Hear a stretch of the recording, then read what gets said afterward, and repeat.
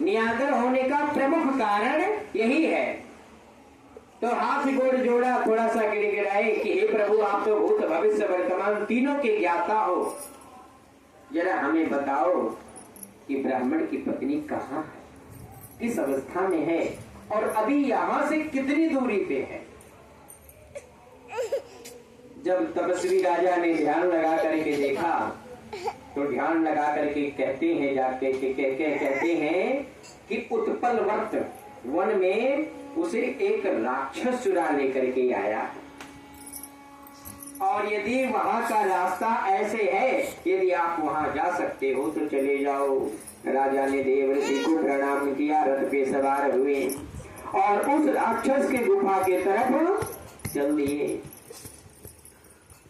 कुछ समय बीतता है, राजा जब चले जाते हैं, जाकर के देखा कि एक बहुत भयानक गुफा है, और उस गुफा में जब जाकर के प्रवेश किया तो देखा एक बिल्कुल जैसे ब्राह्मण देवता ने बताया था, कुरूपा कर्कटी कलेसी, बिल्कुल ऐसे एक दिव्य स्त्री बैठी है और वो बेल फल खा रही है, क्योंकि वहां कुछ ज्यादा व्यवस्था थी। बेल फल खा रही है। ऐसी परिस्थिति को देखा, है देवी आप कौन हो? बताया कि मैं फलाने ब्राह्मण की पत्नी हूँ, फलाने ब्राह्मण की पुत्री हूँ। मैं रात को घर में अकेली सो रही थी तो हमें राक्षस हरण करके ले आया है। हे देवी जी, मैं आपके राज्य का राजा हूँ, आपके पति देव ने मुझे ढूंढने के लिए भेजा है। अतः आपका हरण किसने किया और जिस राक्षस ने हरण किया वो कहाँ है? ब्राह्मण की पत्नी थोड़ी दूर पे बताया कि यहाँ पे एक गुफा है, उसी गुफा में विराजमान है। अब राजा डरता किसी से थोड़ी, कभी राजा कोई ऐसे थोड़ी ताकत बन रहा हो। राजा पहुंच गए। जैसे गुफा में पहुंचते हैं, जैसे दैत्य राक्षस राजा को देखता है, चरणों में गिर जाता है। हे प्रभु, बताओ क्या सेवा करें, गलती हो गई। अरे भैया, तेरी गलती के चक्कर में हमारे समय खराब हो गए। मतलब तुझे जब विवाह ही करना था तो कुछ केवल तुझे ब्राह्मण की पत्नी मिली थी, और ऐसी स्वभाव वाली जो इतना कलेश करने वाली, इतना करकचे, दिखने में भी अच्छी नहीं।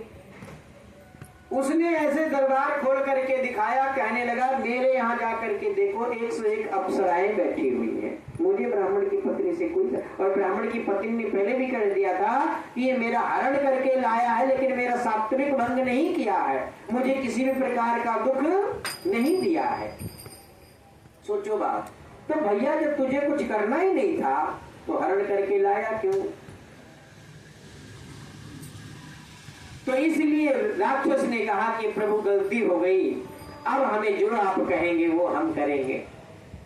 इतनी बात को सुन करके जो ब्राह्मण देवता की पत्नी बड़ी आश्चर्यचकित होती हैं। राजा ने वहां से कहा कि आप जा करके ब्राह्मण की पत्नी को ब्राह्मण तक छोड़ो, और जब पुनः दैत्य कहना मान करके उड़ जाते हैं, जाने के बाद में ब्राह्मण देवता की पत्नी ब्राह्मण को छोड़ते हैं। और यहाँ पे ऋषि की बात याद आ गई राजा को। किसकी बात याद आ गई?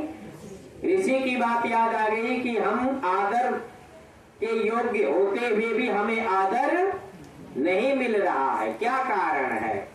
तब एक ही बात जो उनसे मिस्टेक हुआ था, उन्होंने उसका याद करके और पुनः अपने यमदूतों को बुला करके राक्षस का सहारा ले करके और पुनः अपने पत्नी को ढूंढवाते हैं। और ढूंढवाने के बाद में पुनः बड़े पूजन पाठ नियम विधि विधान से अपने जीवन को पति पत्नी परम कर्तव्यों के तरफ अपने जीवन को व्यतीत करते हैं। और व्यतीत करने के बाद भगवान से निवेदन करते हैं कि हे प्रभु, पुनः ऐसी गलती ना हो। क्यों? क्योंकि बिना विचार के कोई भी काम करने पर बाद में पछताना ही पड़ता है, और पछताने से कुछ होता भी नहीं है। क्योंकि जब समय निकल जाता है, कहावत भी कही गई है कि तीर कमान से और बात जुबान से यदि निकल गई तो आप कितना भी स्वारी कर लो, कितना भी पछतावा कर लो, वो कहीं ना कहीं मन में एक मलाल पैदा ही कर देती है।